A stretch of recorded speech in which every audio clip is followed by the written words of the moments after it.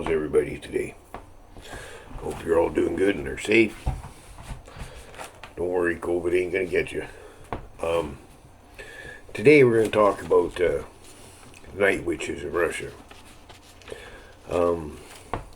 Okay, well, we'll get into a little history first.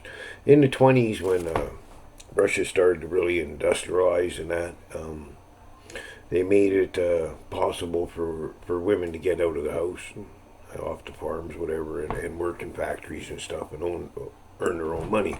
Now, with the communists, they always say that men and women are equal and all that, but we know that's not quite true.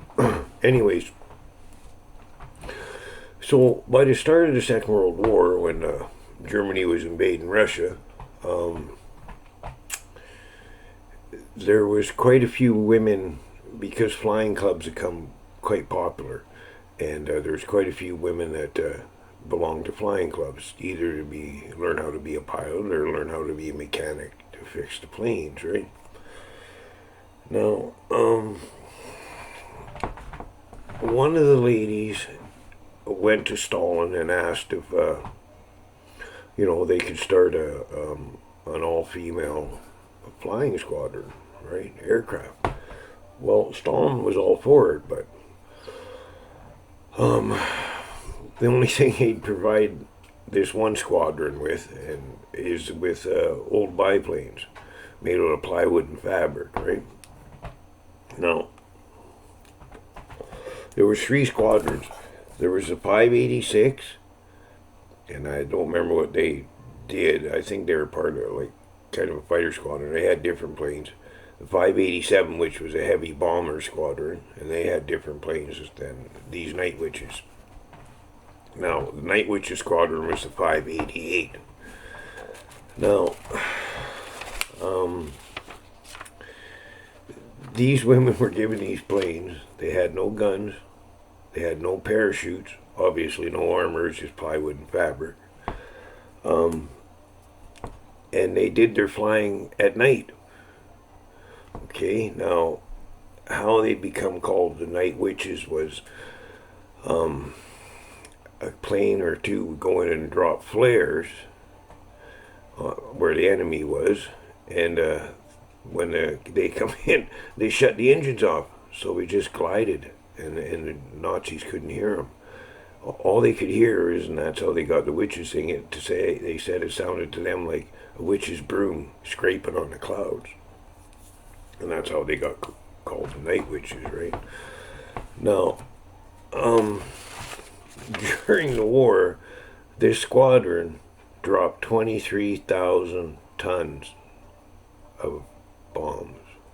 Okay, and we're not talking big bombs at the time. There's only, I think, 2 under each wing, and I think there were about 300 kilograms or something like that altogether, something like that. Not big explosives, but that wasn't the point.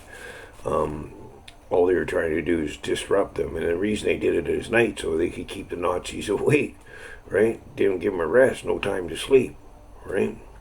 They got to fight in the daytime, and at night when they're supposed to be sleeping and resting, these Night Witches would come and harass them, right? Now, the squadron flew well over 150 missions, okay? Some of the pilots were shot down numerous times, and when they were expected to fight till the death if they were shot down, right? And even some of the women that were shot down and got back to the Russian lines were arrested, interrogated, and some of them executed, right? Because they wouldn't believe that they didn't give information over to the Nazis, right? Yeah, that's a little crazy, isn't it, folks?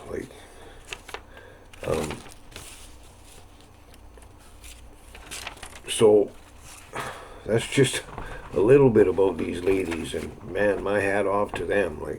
Apparently I've seen one story, I've known about this for a while, I've seen on the internet, a year or so ago, I seen one story where their engine would conk out or something, and one of them would actually crawl out on the fuselage and get the engine going, right? And you got to remember, these were open cockpits there in the wintertime, freezing fucking cold, right? And all the mechanics, everybody in the squadron was women, right? And the head lady, she made them, there was no flirting, there was no, they weren't supposed to girl talk, anything like that. They all wore great big great coats or whatever they called them because they're all way too big for them. They were made for men. They didn't have them made for women in them days. Anyways, yeah, that's a little bit about that story. So our hats off to those Russian ladies, and everybody be safe, and a cat.